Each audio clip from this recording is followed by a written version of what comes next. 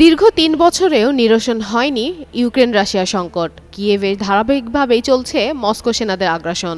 যুদ্ধ বন্ধে বিভিন্ন উদ্যোগ নিলেও হতাশ হয়ে ফিরতে হয়েছে যুক্তরাষ্ট্রকে। এমন পরিস্থিতিতে পিছু হটতে রুশ প্রেসিডেন্ট ভ্লাদিমির পুতিনকে আলটিমেটাম দিলেন মার্কিন প্রেসিডেন্ট ডোনাল্ড ট্রাম্প। কথা না মানলে দিবেন শাস্তির হুঁশিয়ারি। সোমবার এক বিবৃতিতে ট্রাম্প বলেন, রাশিয়াকে ৫০ দিনের সময়সীমা দেওয়া হয়েছে। এর মধ্যে যুদ্ধ না বন্ধ করলে রাশিয়ার উপর শুল্কের বোঝা চাপানো হবে। একই দিনে ওভাল অফিসের ন্যাটোর সেক্রেটারির সঙ্গে বৈঠক করেন ট্রাম্প, যেখানে রাশিয়ার উপর ১০০% শুল্ক ধার্য করার বিষয়ে আলোচনা করেন তারা। শুধু তাই নয়, রাশিয়ার সঙ্গে যে দেশগুলোর বাণিজ্য করবে তাদের উপরও একই পরিমাণ শুল্ক আরোপের হুঁশিয়ারি দেন মার্কিন প্রেসিডেন্ট।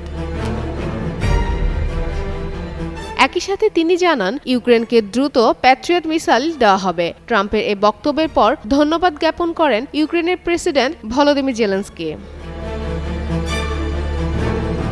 এদিকে একই দিনে ইউক্রেনের নিরাপত্তা ব্যবস্থা খতিয়ে দেখতে কিয়েভে পৌঁছেছে যুক্তরাষ্ট্রের বিশেষ দল। এ সময় রাশিয়ার বিরুদ্ধে নতুন নিষেধাজ্ঞা জারির পরিকল্পনাও করা হতে পারে বলে ধারণা করছেন বিশ্লেষকরা।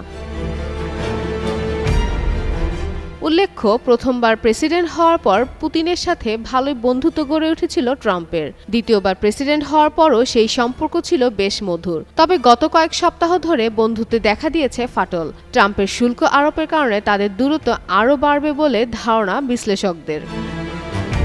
ফাতেমা ফাতেহ জান, যুগান্তর নিউজ।